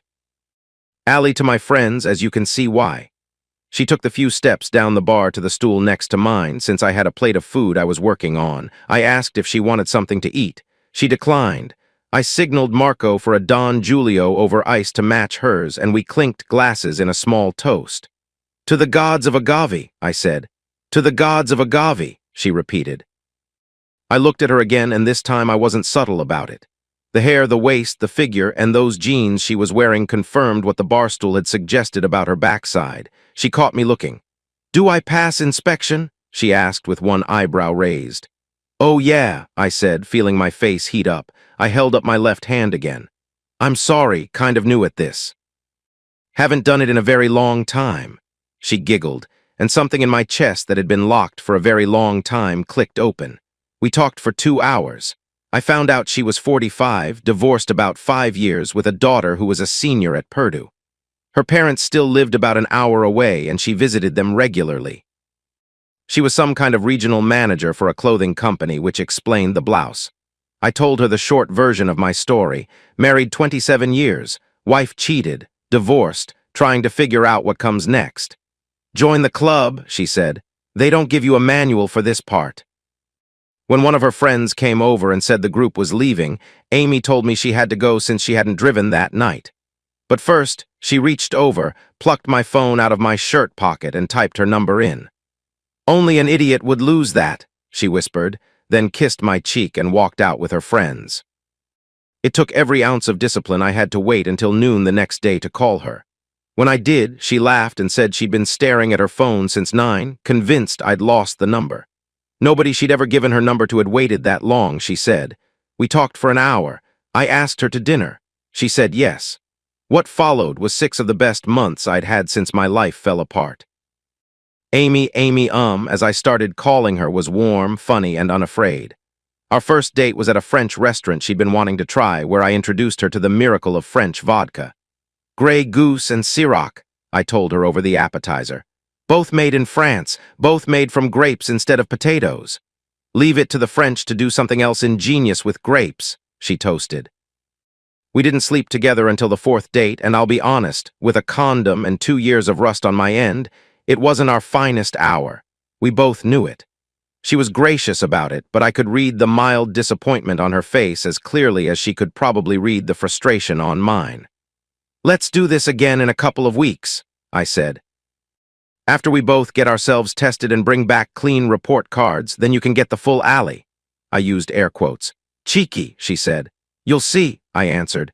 2 weeks later, clean bills of health in hand, I made good on the promise. The details belong to us, but I'll say this. For the first time in years, I felt like myself. Fully present, fully engaged, fully alive. And judging by her reaction, which was vocal and enthusiastic, and at one point involved her nearly crushing my skull between her thighs during a particularly intense moment, the feeling was mutual.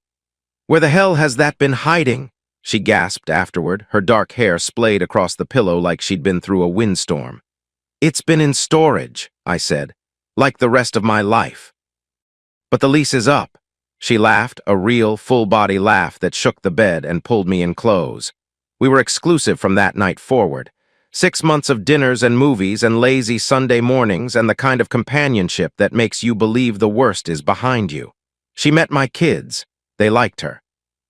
She understood my moods, the dark ones that rolled in without warning, usually late at night when the apartment was quiet and the memories had nothing to compete with.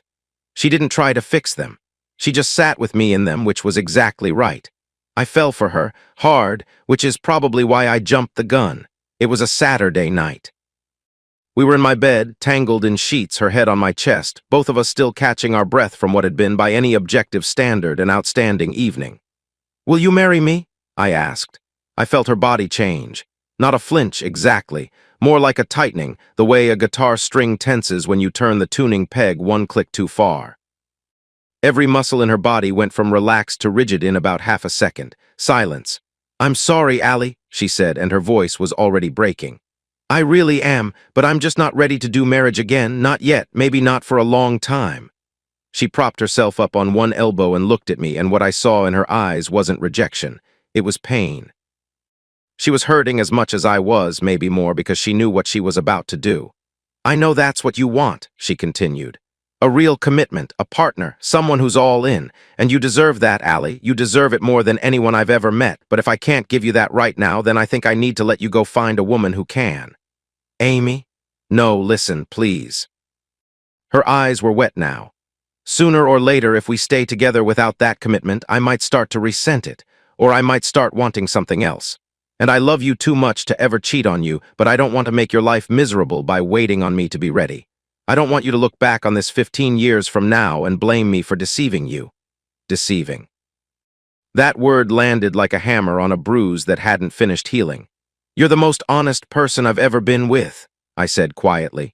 "The fact that you're telling me this instead of stringing me along, you have no idea what that means to me, even though it's killing me right now." She put her forehead against my chest and started to cry. Not the ugly sobbing trass I had done on the phone. Quiet, steady tears that soaked into my skin and felt like goodbye. I held her for a long time. Longer than I should have, probably, because every minute made it harder to let go. But the special forces taught me a lot of things, and one of them was this. Sometimes you take a bullet and you keep moving forward. You don't lie down. You don't quit. You put one foot in front of the other and you trust that the path leads somewhere, even when you can't see it. Amy left my apartment the next morning with a kiss on my cheek and a promise to stay in touch, which she kept. She's a good woman, the right woman at the wrong time. I didn't date again for 6 months. And then Dick Reed showed up in my doorway again. "Allie, brother. There's good women out there just waiting for a guy like you. You're letting them walk right by. Get out of my office, Dick. Think about it." I thought about it. 6 months is a long time to sit in an empty apartment arguing with yourself about whether you're done or just resting. I wasn't done. I just needed somebody other than Dick Reed to convince me of that. It happened on a Thursday evening in late June, almost 3 years after a hotel pen blew my life apart. I'd been across town in a meeting with a commercial developer who wanted a construction loan the size of a small country's GDP. And when one of the other guys in the meeting suggested we grab a drink afterward at Stewart's, I said yes mostly because I didn't have a reason to say no. Stewart's was a downtown bar that catered to the office crowd, exposed ductwork overhead, polished concrete floors, a long brass-railed bar with good lighting and better bourbon.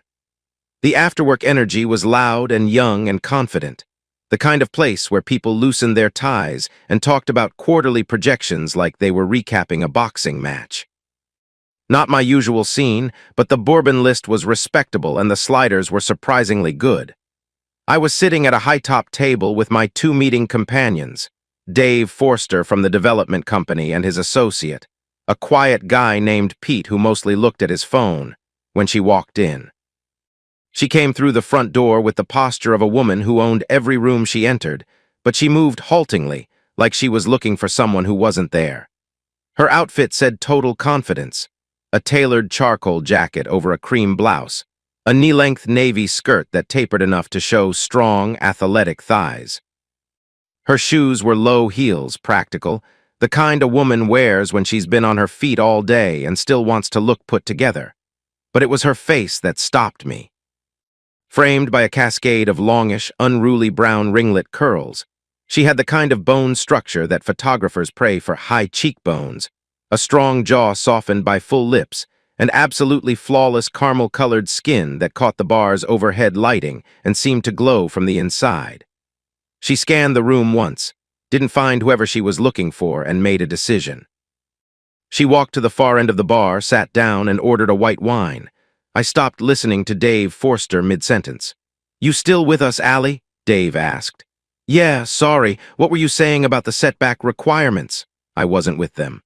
I was watching the bar the way I used to watch a perimeter, noting movement, assessing threats, calculating angles. Because the Sharks had already started circling. The first guy approached within 2 minutes of her sitting down. Young, suit, confident smile. She shook her head politely and he retreated. The second one lasted about 90 seconds. The third tried a different angle, came from the side, said something that made her turn, got a firm headshake, and moved on. Then came number 4. He was bigger than the others, mid-30s, broad shoulders, the kind of guy who confused persistence with charm. He sat down on the stool next to her uninvited and started talking. She gave short answers, polite but cold. He kept going. She turned slightly away. He leaned closer. Then he put his hand on her forearm. She shook it off. He put it back. I looked at Dave Forster. "Excuse me for a minute." I stood up, dropped a $100 bill on the table for the tab, picked up my empty glass, and walked toward the bar. "I'm sorry for not spotting you earlier," I said to the woman as I approached, pitching my voice loud enough for number 4 to hear. "I was having a drink with some colleagues. Can I get you another while I grab one for myself?" She hesitated. Her eyes flicked between me and number 4, running the calculation. That hesitation was all the opening he needed. "Nice try, buddy," he said with a sneer. "But the lady is with me tonight." "Well then, no hard feelings." I smiled and stuck out my right hand for a handshake. "You can't blame a guy for trying." He took my hand. That was his mistake. "No, we're good, bro. Ow, ow, ow, ow." I shifted the bones in his hand the way a mechanic adjusts a wrench, precise, controlled, just enough torque to make the point without breaking anything. He tried to yank free. I held on. He tried to push me off with his other hand, so I grabbed that wrist and twisted it to an angle that his shoulder really didn't appreciate. "All right," he whispered through clenched teeth. "All right." I released him. He stood up, shook out his hand, gave me a look that was 40% anger and 60% reassessment, and walked away. Smart kid. Smarter than RJ, at least. I turned back to the woman, signaled the bartender for 2 more of whatever we'd each been drinking, and sat down on the stool the guy had just vacated. "Allie Sanford," I said, extending my hand, gently this time. "And no, I'm not trying to pick you up. It's a hobby of mine, saving damsels in distress. You should see me with a sword and a shield." She placed her caramel-colored hand in mine, and I shook it carefully, conscious of the grip strength that had just rearranged the previous occupant's knuckles. "Thank you for not breaking my hand," she said with a small chuckle. She was trying to smile, but what I read underneath it was exhaustion, sadness, the residue of a long day layered onto something older and heavier. "Randy," she said. "Miranda White." A beat, then quickly. "Randy, just call me Randy." "Well, Randy Miranda White," I said, deliberately leaning on the first syllable. That's probably more information than I needed, but it's nice to meet you. The flush started at her collarbone. It crept up her neck in a wave of pink that washed over her caramel skin and bloomed across her cheeks. She opened her mouth, closed it, then tried again. That's not what I didn't mean just Randy. With an I, damn, I said. I knew I just couldn't get that lucky. She giggled. And the sound did something to me that I hadn't felt since Amy laughed at Giorgio's. A click, a small opening, a door I'd thought was sealed cracking just enough to let in some light. We talked for an hour. Randy was a buyer for a regional retail chain, housewares and home goods, which meant she spent her days evaluating products and negotiating with suppliers, which explained the quiet precision in the way she spoke. She'd come into Stewart's for a drink after a brutal day of vendor meetings. She knew that walking into a bar alone at her age and with her looks was asking for exactly what had just happened, but she didn't care. Sometimes you just need a glass of wine and 10 minutes of not thinking about thread counts and shipping logistics, she said. Same problem I have, I said. She punched my arm. Gently, we talked about the missing rings. Hers had been on for 23 years, she told me, before she discovered that her husband was in the middle of his third affair. Third, I said. Third that I know of, could have been more. At some point you stop counting and start packing. I'm sorry. Don't be, it was 7 years ago, I'm over the man, I'm not over the damage. I understood that distinction perfectly. Can I ask your age? I said. You look about 35 to me, so I'm guessing there's a story. As long as you don't ask my weight, I'm 52. I set my glass down. Holy shit. I'll take that as a compliment. Take it however you want, that's genuinely remarkable. When her wine was gone, I walked her to her car. It was dark now, the parking garage lit by those yellow sodium lights that make everyone look slightly jaundiced. Everyone except Randy, who somehow looked even better in bad lighting. I asked for her number. She gave it. I asked if I could call her tomorrow. You could call me tonight, she said. I won't judge. I grinned. I know this seems a little desperate. Okay, a lot desperate. But would you want to do dinner and a movie this Friday? Well, she said, and now she was grinning too. I have to admit the desperation is charming on you. Yes, but I picked the movie. Deal. I walked back to my car, got in, and sat there for a minute. My hands were steady, my breathing was calm, and for the first time in a very long time, I was looking forward to Friday. She picked a French film. Subtitles, black and white, something about a woman in post-war Paris who falls in love with an American soldier. It was beautiful and slow, and I understood about 60% of it, which Randy found endlessly entertaining. You're reading the subtitles out loud, she whispered to me in the dark theater. Under your breath, like a kid in reading class. I'm processing, I whispered back. I'm a visual learner. You were in the special forces and you can't read subtitles quietly. We didn't watch a lot of French cinema in Afghanistan. She stifled a laugh so hard she snorted, and the woman 2 rows ahead turned around and glared at us. Over dinner afterward, a Thai place she liked, which was a change from my usual steak and bourbon routine, I learned that she'd been divorced for 7 years. The words were barely out of her mouth before my brain betrayed me. 7 years, I said. That's a while. She caught the tone immediately. Her eyes, which had been warm and playful all evening, went sharp. Is 7 years not long enough to get over my ex? No, that's not what I meant. My most recent relationship, she'd been divorced about 5 years and still wasn't ready to commit. So I was just wondering if maybe I have commitment issues too? I didn't say that. You were heading there. She set down her fork. Moving a little fast here, Slick. This is our first date and you're already doing a psychological evaluation.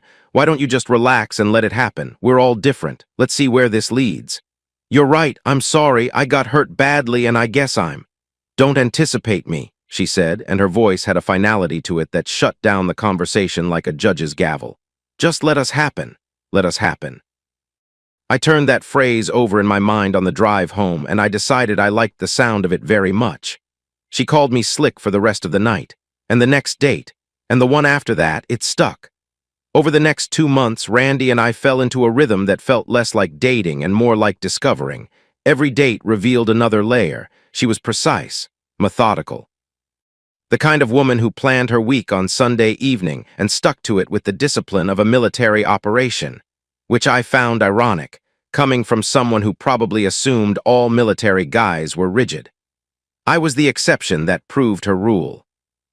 Special forces had taught me to plan well, but it had also taught me that plans fall apart the second you make contact with reality, so you'd better be ready to improvise.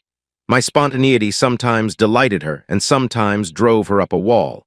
"You cannot just decide to go to a jazz club at 9:30 on a Tuesday," she said to me one night when I called her on an impulse. "Why not?" "Because it's 9:30 on a Tuesday."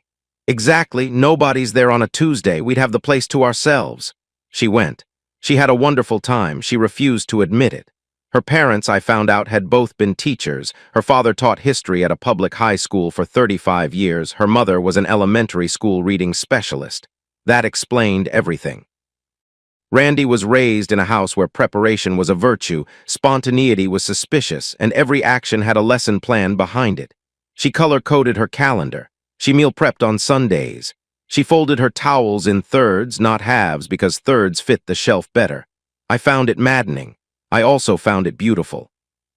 But where Randy really let loose, the one place where that careful precision evaporated, was the dance floor. The woman could move. We went to a club one Saturday night, and she was on her feet before the first song finished. I have pretty good stamina, but after 45 minutes I was done and retreated to our table to catch my breath. She kept going. Within minutes, a circle had formed around her, men and women alike, drawn in by the sheer joy radiating off her body as she danced. She was laughing, spinning, her curls flying, that caramel skin gleaming under the club lights. I sat there watching her with a bourbon in my hand and a feeling in my chest that I was starting to recognize.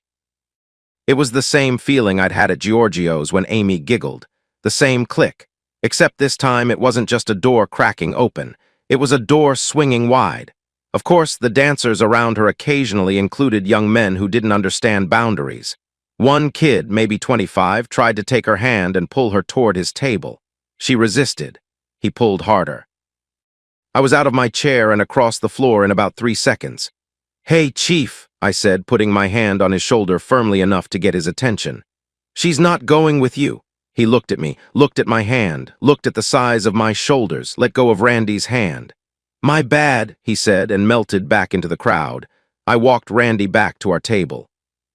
She wasn't upset, she was used to it, she said, which made me sad, but she appreciated the intervention. "My rules are simple," I told her. "We're exclusive. Nobody puts their hands on you, and nobody puts their hands on me. Everything else we figure out as we go." "I like those rules," she said. "They're the same ones I would have made." "Then we're good. We're good, slick." Our 8th date was at my apartment. Dinner I cooked myself, a pasta dish I'd learned from Marco at Giorgio's, paired with a bottle of Brunello that was probably too expensive for a weeknight, but I didn't care. We ate at my small dining table with candles I'd bought that afternoon, which Randy noted with amusement. "Candles," she said. "You bought candles." "I contain multitudes." "You contain surprises." After dinner, after the wine, after a long conversation on the couch about nothing and everything, she kissed me. Not the polite end-of-date kisses we'd been trading for weeks. A real kiss. The kind that starts slow and then finds a gear you forgot existed. We made it to the bedroom, and I discovered that those strong, athletic thighs I'd been admiring since Stuart's were not merely decorative. What followed was athletic, intense, vocal, and at one point genuinely dangerous to my respiratory system when she locked her legs around my head during a particularly enthusiastic stretch, and I had to tap both thighs urgently to get her to release the grip before I passed out. I came up gasping, my face flushed, her taste still on my lips. "Nobody's done that to me in a long time," she said, breathing hard, staring at the ceiling. "And nobody has ever done it that good." "You almost killed me," I panted. "I'm sorry, I got carried away." "Don't ever apologize for that." Later, when we were lying together in the quiet that follows, her back against my chest, my arm draped over her waist, I kissed the damp skin between her shoulder blades and felt her shiver. "Nobody's done this with me in a long time either," she murmured. "The after part, the holding." "Good," I said, "because I plan to make it a regular thing." She rolled over to face me, and in the low light of my bedroom, with her curls wild against the pillow and that pink flush still painting her neck and cheeks, she looked like someone I'd been searching for without knowing it. "I think I'd like that slick," she said. 9 months. That's how long Randy and I had been together when Christmas came around. The irony of that number wasn't lost on me. 9 months was also how long Tracey's affair had lasted before I found out. But where those 9 months had been built on lies and hotel rooms and a locked phone, these 9 months were built on Thai restaurants and jazz clubs and dance floors and a woman who told me exactly what she thought at all times, even when I didn't want to hear it. Especially when I didn't want to hear it. It was early December when I called Lauren. "Hey, sweetheart, quick question. Would it be all right if I brought someone to Christmas this year?" A pause. Lauren had inherited her mother's ability to load a silence with meaning. "How serious?" she asked. "Very." "Like how very?" "Like your father is asking permission to bring a woman to a family holiday for the first time in 3 years, very." Another pause, then softer. "What's her name?" "Randy, Miranda White. She's a buyer for a retail chain. She's 52 but looks 35. She's smart, she's kind, and she makes me happy. That's the short version." "What's the long version?" "You'll see at Christmas." Lauren agreed. She also told me she'd warned Tracey that I was bringing someone, which I appreciated. If there was going to be drama, I wanted it prepared for, not improvised. "If there's any drama," I said, "I can guarantee it won't come from Randy." Lauren's house was decorated the way it always was. A tree in the living room that her husband Brad had somehow wrestled through the front door. Lights along the porch railing. The smell of pine and cinnamon, and something with brown sugar baking in the oven.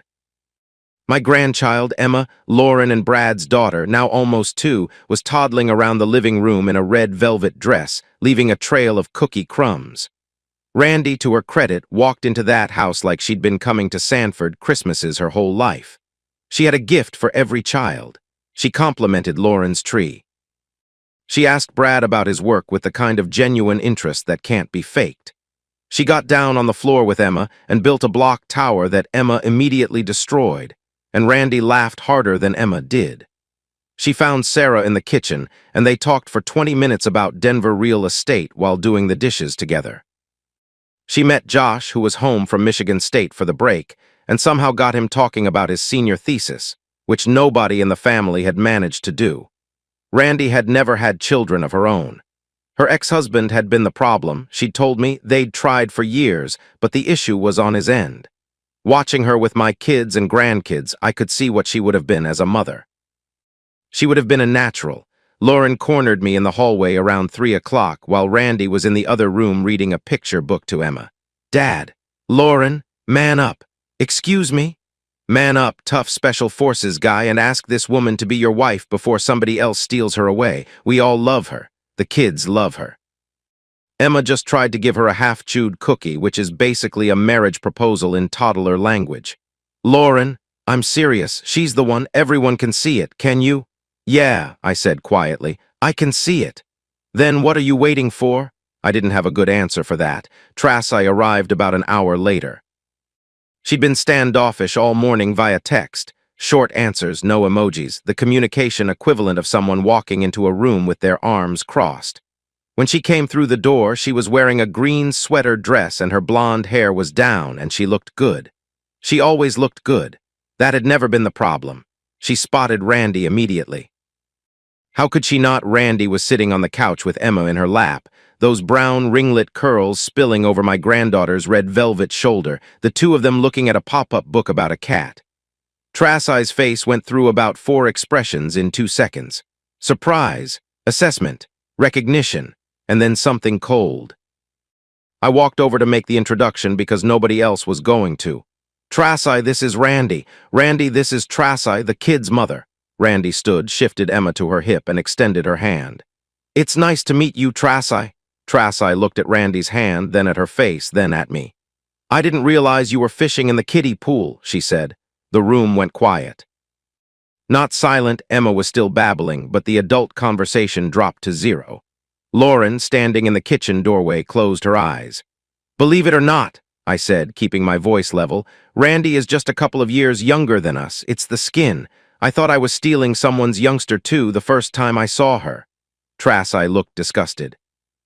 She turned and walked into the kitchen without another word. Randy looked at me. I gave her the eyebrows raised look that says, "What are you going to do?" "She's hurting," Randy said quietly. She earned every bit of it. I know, but she's still hurting. That was the thing about Randy. Her precision, her control, her careful way of evaluating everything, it didn't make her cold. It made her accurate. She could read a room the way a buyer reads a market, objectively, clearly, without the distortion of ego. She saw Trass not as a rival, but as a wounded woman at her ex-husband's family Christmas watching a stranger hold her granddaughter. I loved her even more for that. The best moment came at the end of the day. Trassi's mother, Linda, had driven up from her place about an hour south. Linda was 76, sharp as a blade, and had always been in my corner. She told me once, shortly after the divorce, that she loved her daughter but wasn't blind to her faults, and that I'd been a better husband than Trassi deserved. "That's between us," she'd said, "but I want you to know it." Linda was getting her coat when she caught me near the front door. She'd spent most of the evening watching Randy. I'd noticed the same way a teacher watches a new student, evaluating not just what they do but how they do it. She leaned in close. Her hand found my arm. "I like her," Linda whispered. "Get this deal done." I blinked.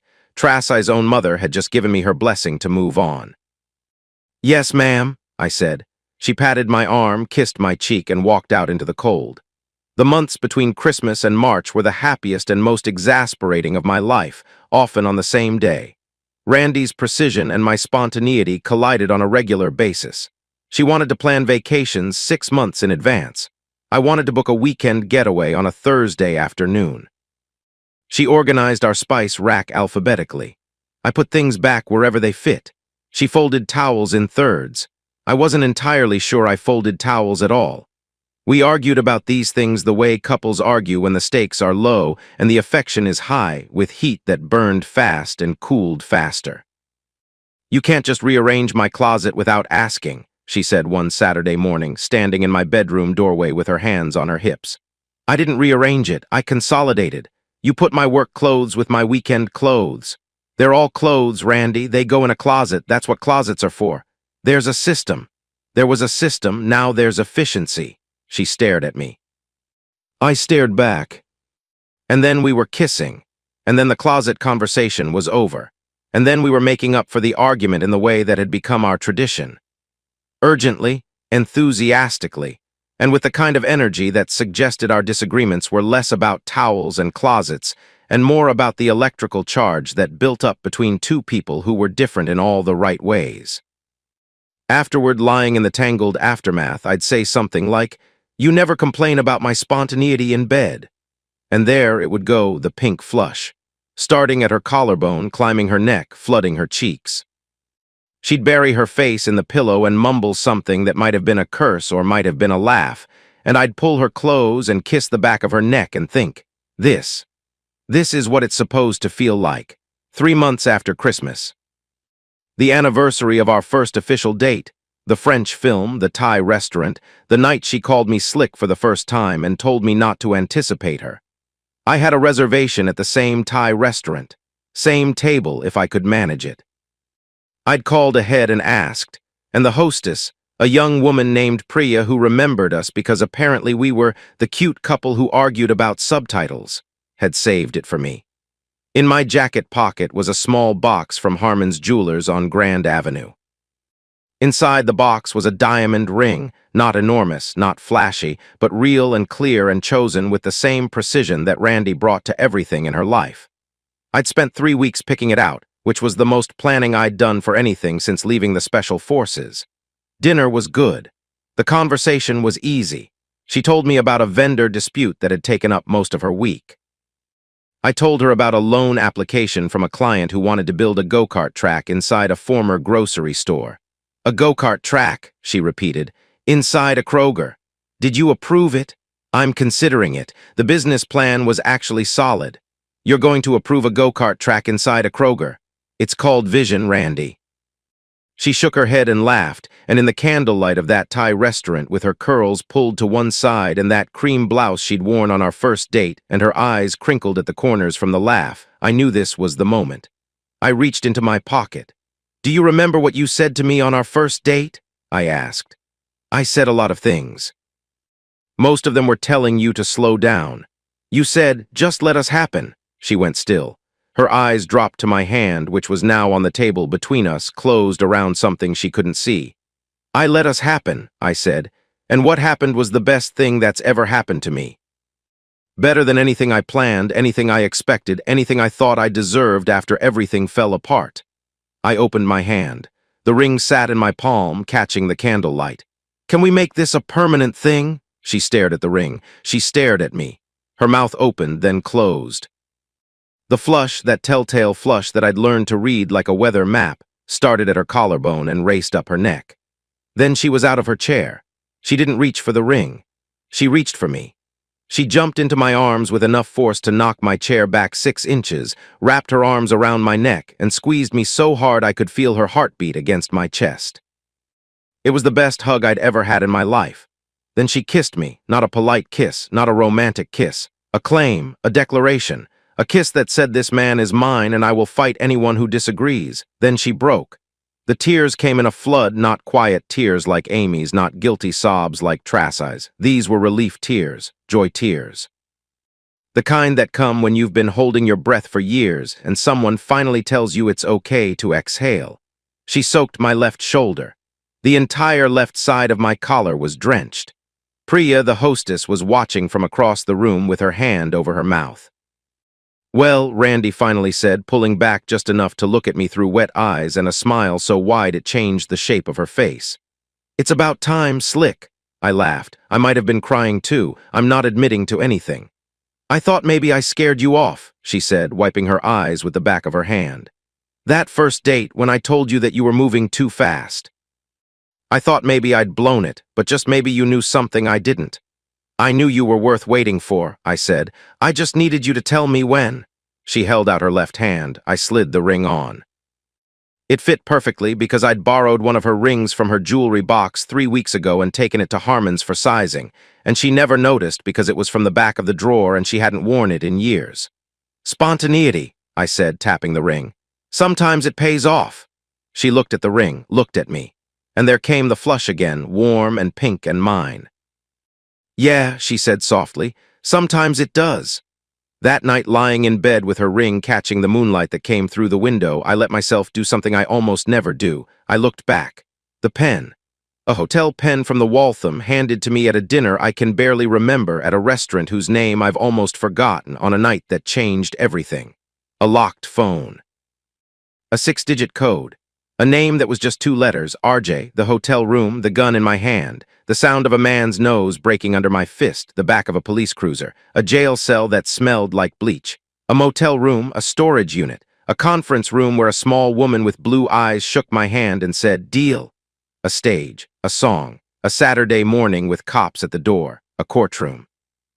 A judge's gavel, a pen that said Templeton, Oates, and Scribner on the barrel, a bar stool at Giorgio's, Don Julio on the rocks, a woman who sipped instead of slammed and giggled when I blushed, a proposal that ended with goodbye, another bar, another woman, another chance, and then Randy, Stewart's, Slick, let us happen. Strong thighs and brown curls and a pink flush that started at the collarbone and a closet system I would never understand and a dance floor where she became someone wild and free and a whisper from an old woman at Christmas that meant more than she would ever know.